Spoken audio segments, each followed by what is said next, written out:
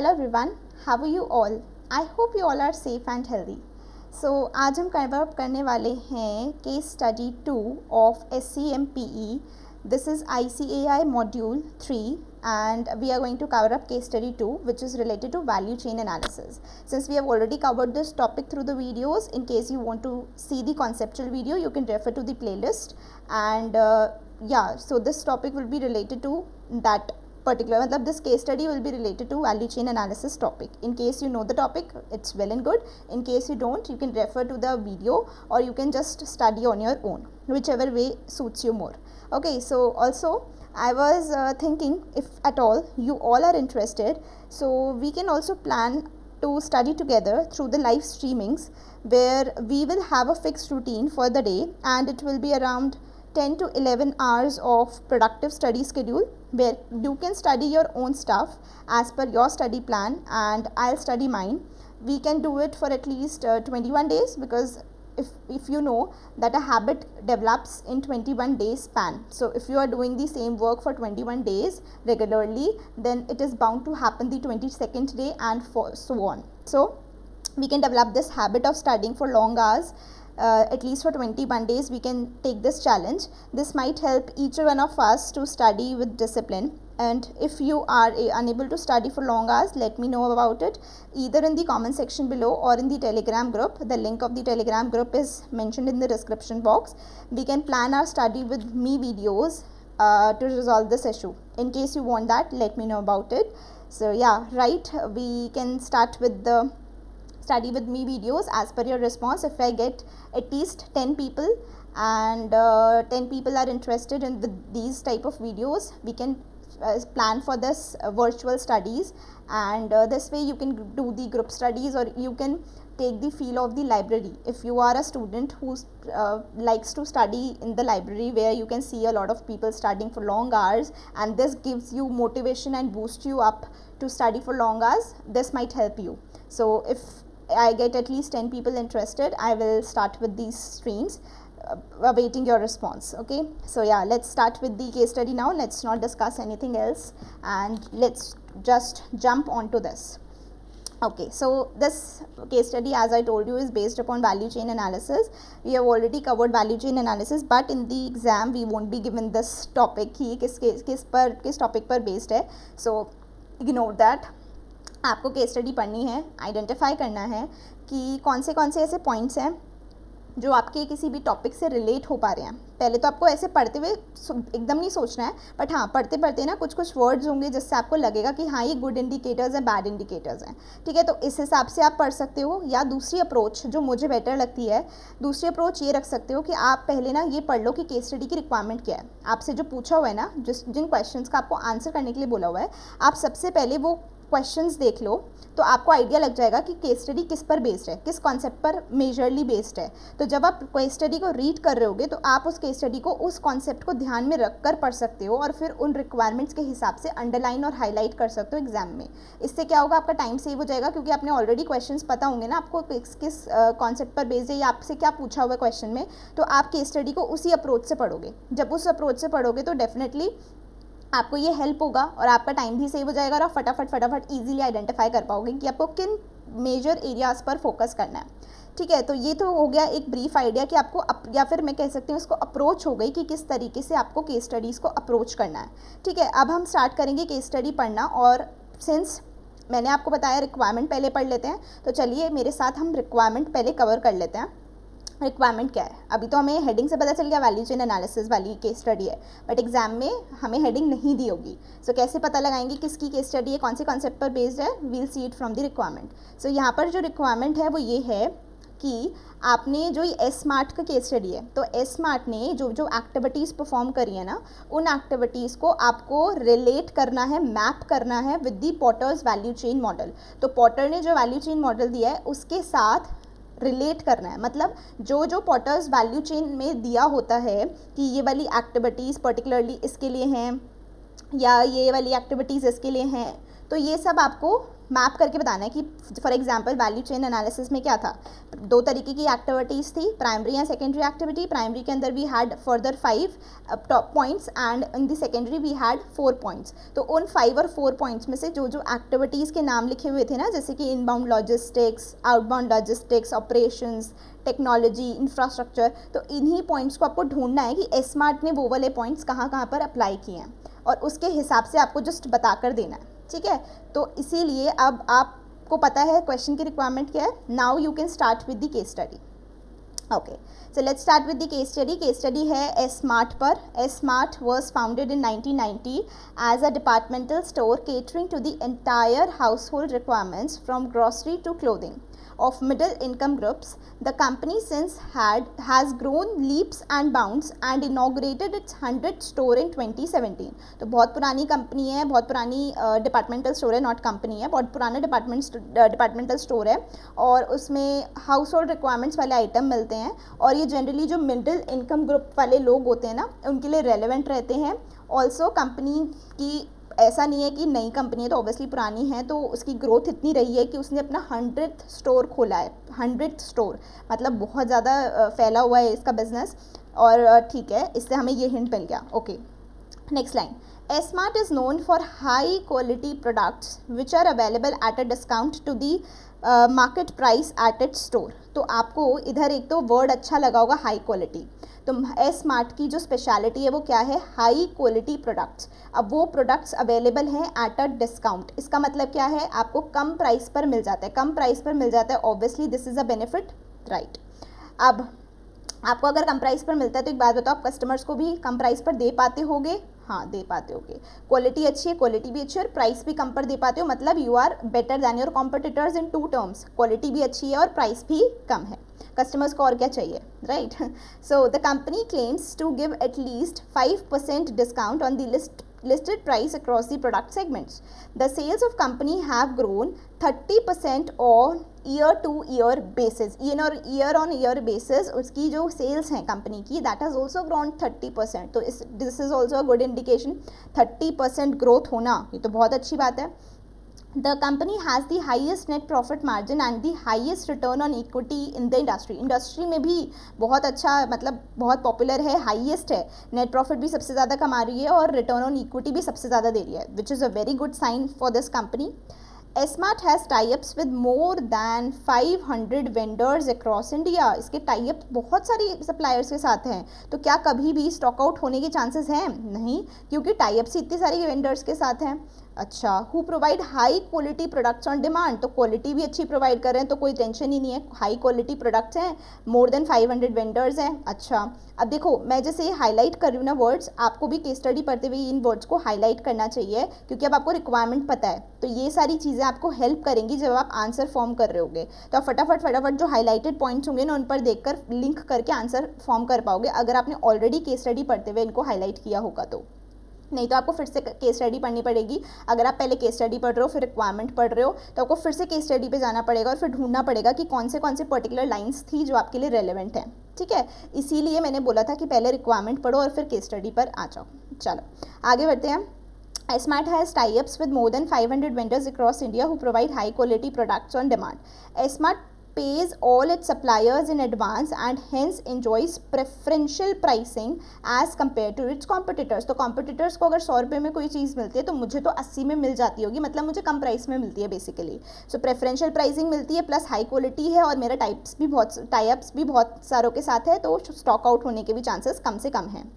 The company procures products using the just-in-time philosophy which helps to keep the low level of inventories. अब हमने just-in-time approach लगा रही है। just-in-time approach हमें पता है, JIT सिस्टम बहुत ही अच्छा कॉन्सेप्ट है। क्या कॉन्सेप्ट है? जब आपको रिक्वायरमेंट है तभी की तभी ऑर्डर करो और तभी की तभी प्रोडक्ट्स लो। ऐसा नहीं पहले मंगवा कर उसको वेयर हाउस में स्टोर करो और उसके बाद यूज़ करो जब रिक्वायर्ड, नहीं। just-in-time का मतलब है जब ज़रूरत है तभी मंगवाया। ओके, तो ये JIT सिस्टम यूज़ करती है, which is very good, which helps it to keep the low level of inventories. Inventory का लेवल भी लो रहता है, इसका मतलब क्या है? वेयर हाउसिंग कॉस्ट नहीं होती होगी, बिल्कुल। thereby freeing up the significant amount of working capital. Working capital involvement कम हो जाता है because you are not required to purchase the inventory in advance and keep it in the warehouse. आपका working capital free रहता है. इसकी वजह से क्या होगा, इसकी वजह से आपके पास interest on working capital blocked नहीं आएगा. आपने जस्ट इन टाइम वाले क्वेश्चंस अटेम्प्ट किए होंगे, उसमें हम इंटरेस्ट ऑन वर्किंग कैपिटल निकालते थे. यहाँ करना नहीं पड़ेगा. क्यों? क्योंकि आपकी तो वर्किंग कैपिटल सेव हो रही है because you don't have to keep high level of inventories in your warehouses. The products are directly delivered to the stores by the company owned trucks. तो प्रोडक्ट्स डायरेक्टली डिलीवर किए जा रहे हैं. Delivery outbound logistics से related हो गया. हाँ, तो ऐसे भी सोचना है, ठीक है, क्योंकि हमें पॉटर्स वैल्यू चेन एनालिसिस लगाना है. तो यहाँ पर डायरेक्ट डिलीवरी मतलब डायरेक्टली डिलीवर्ड का मतलब क्या हो गया, outbound logistics to the stores by the company owned trucks. Trucks मतलब ट्रांसपोर्टेशन भी अपना है, खुद के ओन्ड, सेल्फ ओन्ड, कंपनी ने खुद ओन कर रखे हैं वो ट्रक्स, मिनी वैन्स, उनके थ्रू डिलीवरी करते हैं. तो इसका मतलब क्या है कि डिले इन डिलीवरी होने के चांसेस भी कम से कम है. And hence no requirement of warehouses to store the products. ये तो बहुत अच्छी बात है, वेयर हाउसिंग का खर्चा बच गया. आगे बढ़ते हैं.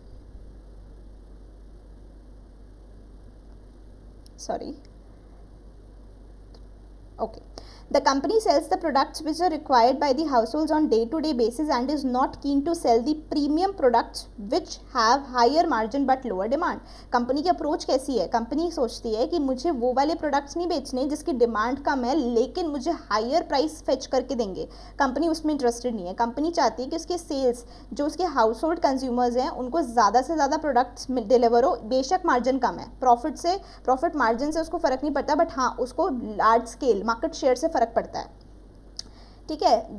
This ensures that the inventory is moved out of the stores faster and increases the inventory turnover ratio. Inventory turnover ratio अगर ज़्यादा होता है तो it is very good symbol, good indication for the company. The company owns all the stores which it operates under its brand name. खुद के stores हैं, सारे के सारे खुद के स्टोर्स हैं. अच्छा, ये भी बहुत अच्छी बात है. There is no third party franchisee appointed to operate the stores since the products are directly procured from the manufacturers and sold to the customers. There is no intermediaries in between. Intermediaries नहीं है तो गड़बड़ होने के chances भी कम से कम है. आप खुद से ही सारा काम मैनेज कर पा रहे हो. This is a very good symbol.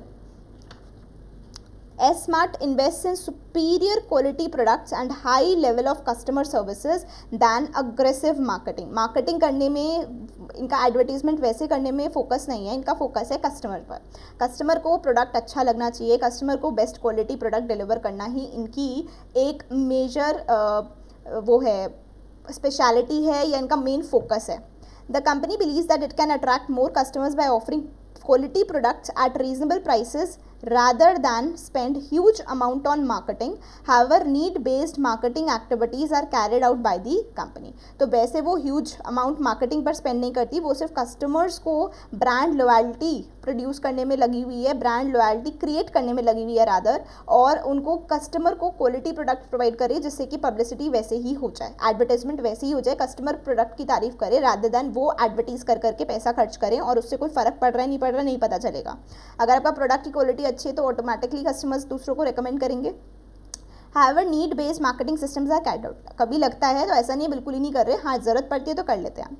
S-Mart aims to build customer loyalty through high level of customer service at its stores. Customer service, ये भी हमारा एक पॉइंट होता है प्राइमरी एक्टिविटीज़ का.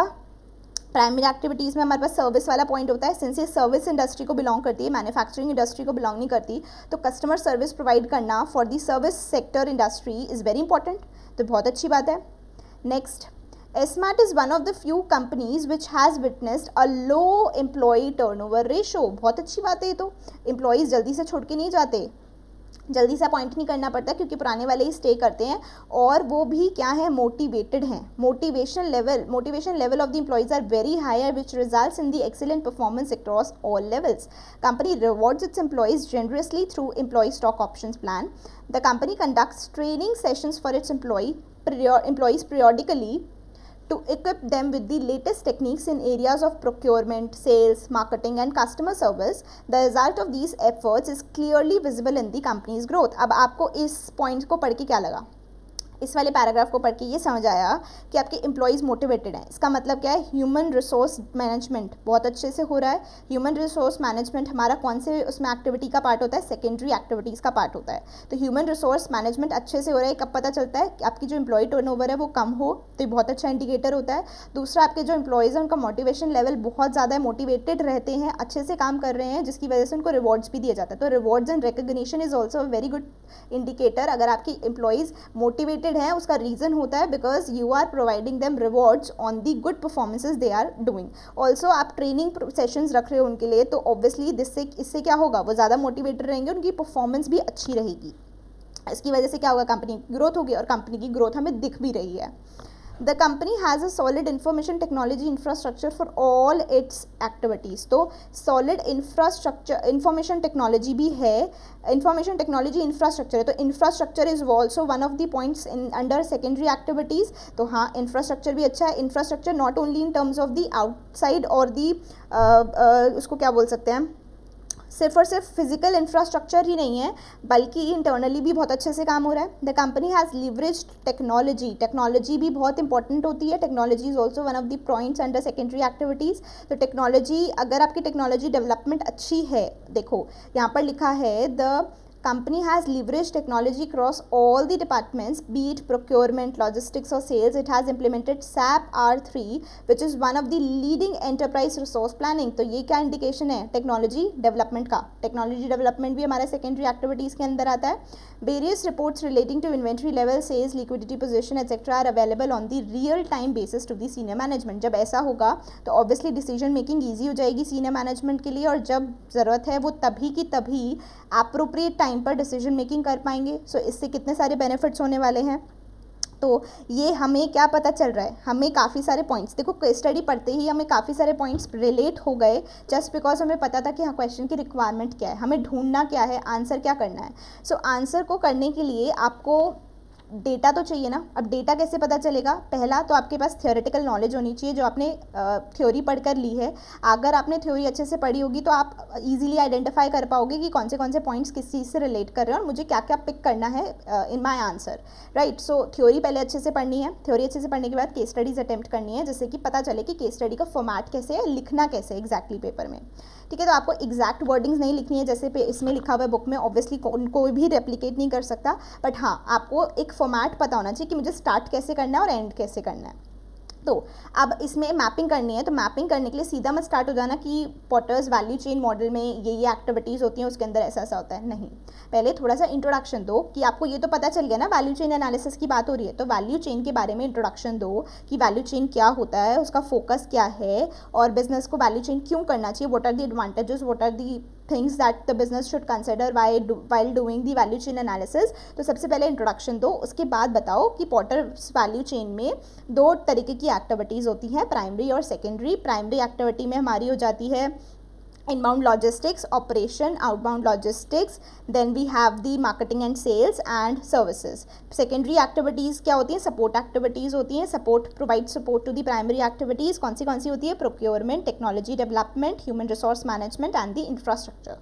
So अगर आपको ये चीज़ें पता होंगी कि आंसर का फॉर्मेशन कैसे करना है, सॉरी मैं क्या बोल रही थी, आंसर को किस तरीके से प्रेजेंट करना है, तो ऑब्वियसली आपका अच्छे से आंसर लिखा जाएगा और केस स्टडी में मार्क्स भी मिल पाएंगे।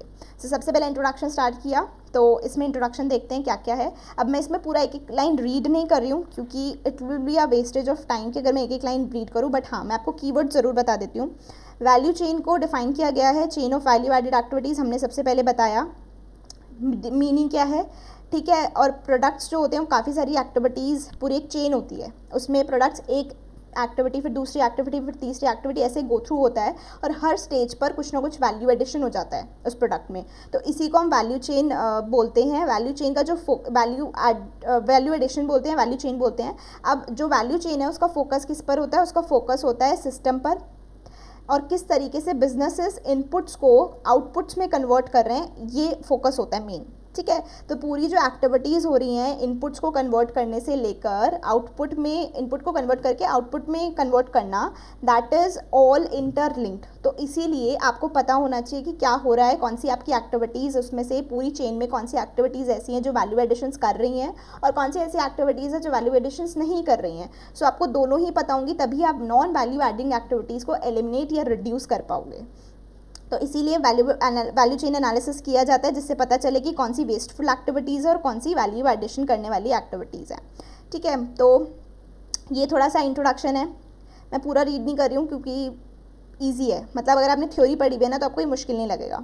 प्राइमरी एक्टिविटीज़ में आ जाते हैं। प्राइमरी एक्टिविटीज़ में अब हम सीधा सीधा देखते हैं इन्होंने लिंक कैसे किया है।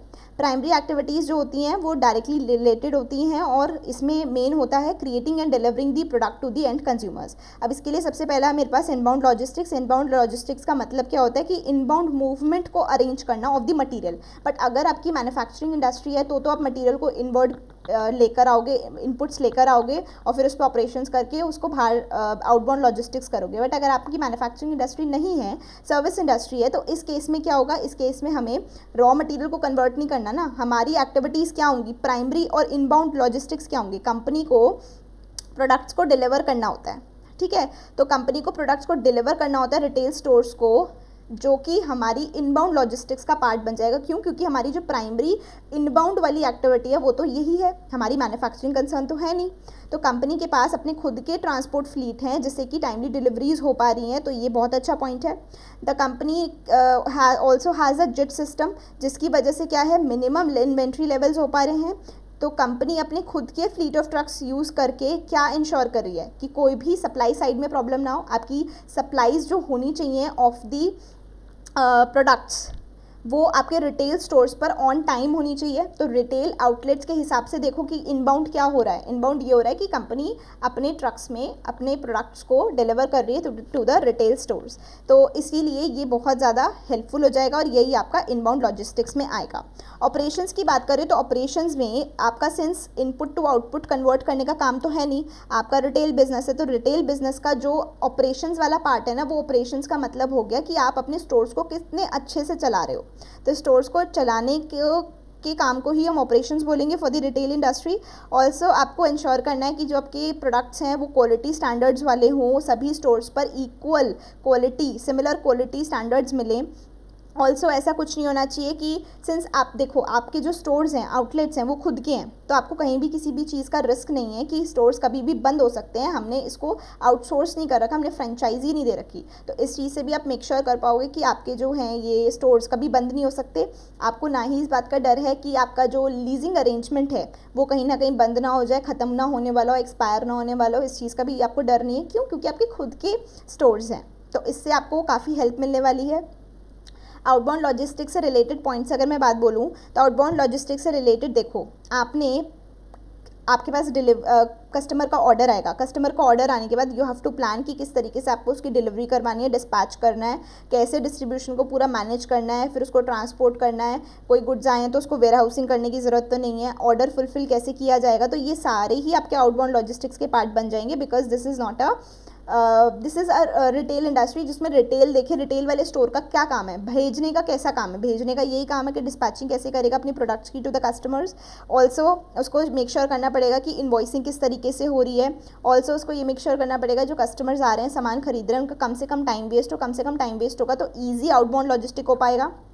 राइट, तो ये सारे पॉइंट्स हमारे इसमें आ जाएंगे। मार्केटिंग एंड सेल्स की अगर मैं बात करूँ तो मार्केटिंग एंड सेल्स के लिए आपको मार्केटिंग के पॉइंट्स मिले थे कि जो ये स्मार्ट है वो खुद से वैसे मार्केटिंग नहीं करती है पैसा खर्च करके, रादर वो कस्टमर को हाई क्वालिटी प्रोडक्ट्स प्रोवाइड करने की कोशिश करते हैं जिससे कि कस्टमर को ब्रांड लॉयल्टी क्रिएट करके दे पाएँ। तो हाई क्वालिटी प्रोडक्ट्स और वो भी अफोर्डेबल प्राइस में देना, ये ही एक मार्केटिंग और सेल्स का तरीका है इस पर्टिकुलर रिटेल स्टोर का। ऑल्सो अगर नेक्स्ट पॉइंट देखें, सर्विस के अंदर हमने देखा था कि कस्टमर को आफ्टर सेल सर्विसेज अच्छी मिलनी चाहिए। अब इस केस में स्मार्ट को क्या करना पड़ेगा, अगर कोई भी प्रोडक्ट कस्टमर ने लिया है और उसको कुछ भी डिफेक्ट लगता है या फिर वो रिटर्न करना चाहता है, तो ईजी एक्सचेंज और रिटर्न सर्विसेज होनी चाहिए। कस्टमर सर्विसेज स्टोर्स पर अच्छे से प्रोवाइड की जानी चाहिए, उनको वेट नहीं करना चाहिए, करना ना पड़े, उनके जो ग्रीवेंसेस हैं, उनकी जो प्रॉब्लम्स हैं वो अच्छे से एड्रेस हो पाएँ। So this has to be made sure by the smart. तो ये हमारे इससे रिलेटेड पॉइंट्स हो गए। सेकेंडरी एक्टिविटीज़ की बात करूँ तो सेकेंडरी एक्टिविटीज़ 4 होती हैं, procurement, technology development, human resource management and infrastructure. Procurement से बात करें तो प्रोक्योरमेंट का मतलब होता है सामान को खरीदना फ्रॉम दी सप्लायर। सप्लायर्स हमने पढ़ा था कि 500 से ज़्यादा सप्लायर्स हैं जो कि हाई क्वालिटी प्रोडक्ट्स प्रोवाइड करते हैं और जब चाहिए होता है तब दे देते हैं, और वो भी प्रेफरेंशियल प्राइस पर देते हैं as compare to the competitors. तो ये हमारे प्रोक्योरमेंट से रिलेटेड पॉइंट्स थे। टेक्नोलॉजी डेवलपमेंट की बात करूं तो टेक्नोलॉजी डेवलपमेंट के लिए हमने बहुत अच्छा पॉइंट पढ़ा था कि उन्होंने ईआरपी सिस्टम लगाया है, सैप लगाया है, जिसकी हेल्प से जो भी रिपोर्ट्स उनको चाहिए होती हैं वो रिपोर्ट्स मिल जाती हैं, और जब उनको ऑर्डर्स देने होते हैं तभी की तभी वो ऑर्डर अपने आप पहुंच जाता है, बिकॉज ऑफ द सिस्टम में जो हम एंट्रीज अपडेट करते हैं उससे पता चल जाता है कि अब ये स्टॉक कम हो रहा है, तो वहाँ पर जिट सिस्टम की वजह से उनको हेल्प हो जाती है कि वो ऑटोमेटिकली उनके पास सामान आ जाए जैसी कम है, तो ट्रैक कर पाते हैं डिलीवरी को, ऑर्डर कब प्लेस किया, कैसे आएगा, कहाँ जाएगा, सब कुछ इजीली ट्रैक हो पाता है just because of this ERP. And this is what technology development. आप you are using the technology for betterment of the your own industry and for the customers. तो ये टेक्नोलॉजी डेवलपमेंट से related point हो गया। Human resource management की बात करूँ तो ह्यूमन रिसोर्स मैनेजमेंट में हमने इससे रिलेटेड पॉइंट पढ़ा था कि जो एम्प्लॉय टर्नओवर है वो बहुत कम है और एम्प्लॉयज़ जो हैं बहुत मोटिवेटेड हैं। तो ये दोनों ही बहुत अच्छे इंडिकेटर्स हैं। एम्प्लॉयज़ मोटिवेटेड रहते हैं, उनको रिवॉर्ड्स दिए जाते हैं whenever they perform well in the form of stock options. तो ये बहुत आपका रिलेटेड पॉइंट हो गया to the human resource management. उनकी परफॉर्मेंस कंसिस्टेंटली अच्छी रह रही है तभी तो कंपनी की ग्रोथ हो रही है। ऑल्सो इंफ्रास्ट्रक्चर की अगर मैं बात करूँ तो इंफ्रास्ट्रक्चर के अंदर हमने पढ़ा था सिर्फ और सिर्फ आपको फिजिकल इंफ्रास्ट्रक्चर नहीं देखना होता है, आपको देखना होता है कि सारे के सारे डिपार्टमेंट्स अच्छे से काम कर रहे हो, क्योंकि अगर एक भी डिपार्टमेंट अच्छे से काम नहीं करेगा तो कहीं ना कहीं चेन ब्रेक हो जाएगी और फिर उतना अच्छे से डिलीवर नहीं कर पाओगे आप अपनी सर्विसेज को जैसे कि आप पहले कर रहे थे। So it is very important कि आपकी सारा इंफ्रास्ट्रक्चर वेल मेंटेन्ड हो और अच्छे से ऑपरेट कर रहा हो। तो ये सारी की सारी जो पॉइंट्स हैं दीज आर वेरी इंपॉर्टेंट। तभी आपकी अगर सेकेंडरी एक्टिविटीज़ अच्छे से नहीं चल रही होंगी तो प्राइमरी पे भी कहीं ना कहीं इफेक्ट आएगा। So it is very important कि प्राइमरी एंड सेकेंडरी एक्टिविटीज़ अच्छे से काम हो, अच्छे से सपोर्ट प्रोवाइड कर पाए आपकी secondary activities to the primary activity. So ये सारे पॉइंट्स थे हमारे वैल्यू चेन एनालिसिस के। एंड इसकी हमने मैपिंग कर दी कि केस स्टडी में कहाँ कहाँ पर Porter's value chain model apply किया जा रहा है और किस तरीके से किया जा रहा है। सो यही बस आंसर लिखना है आपको। It was very very easy. अगर हमें वैल्यू चेन एनालिसिस के पॉइंट्स याद हैं पहले, तो सबसे पहले अगर पॉइंट्स याद नहीं है तो लिंक नहीं कर पाओगे। सो इट्स वेरी इंपॉर्टेंट कि आपको पॉइंट्स पता हो, अंदर का कंटेंट पता हो। अगर आपको अंदर का कंटेंट पता है तो आप ईजिली लिंक अप करके पॉइंट्स मेंशन कर पाओगे। सो आपने अभी देखा होगा कि केस स्टडी उतना भी मुश्किल नहीं है अटेम्प्ट करना जितना लगता है। सो इस तरीके से हम कर सकते हैं। ऑल्सो मैं प्लान कर रही हूँ कि मैं थोड़ी सी और केस स्टडीज़ आपके साथ कवर अप करूँ। अगर आपको अच्छी लगी ये वीडियो तो प्लीज़ वीडियो को लाइक करना, एंड आपको ऐसी केस स्टडीज़ वाली वीडियोस और चाहिए तो वो भी मुझे बताना, तभी मैं आगे वीडियोस बनाऊंगी। क्योंकि मुझे लगता है कि अगर वीडियोस फॉर्म में हम फटाफट कवर अप कर लेंगे तो लास्ट डे पर एग्ज़ाम से पहले इनको बैठ के पढ़ना नहीं पड़ेगा। हम जस्ट वीडियो को स्पीड अप करके फटाफट से सुन सकते हैं खाते वक्त या रेस्ट करते वक्त, जिससे कि हमें रिविजन भी हो जाएगा और हमें ही बैठ के केस स्टडीज़ पढ़नी भी नहीं पड़ेंगी। सो ऑल्सो आप इसको एक बारी खुद से रिवाइज कर सकते हो। रीड करना चाहते हो तो रीड कर लेना, otherwise I don't think there is a need. So या आपको वीडियो अच्छा लगे तो प्लीज़ लाइक करना, अपने फ्रेंड्स के साथ शेयर करना और मेरे चैनल को सब्सक्राइब करना अगर आपने अभी तक नहीं किया है तो। और मुझे हाँ ज़रूर बताना कि आपको स्टडी विद मी वीडियोस चाहिए या मेरे साथ पढ़ना है या नहीं। So based upon that we'll decide कि हमें क्या करना चाहिए। या so thank you so much for watching guys, and I'll see you in the next video. Until then, stay safe, stay healthy, and I'll be back with another video. Bye bye.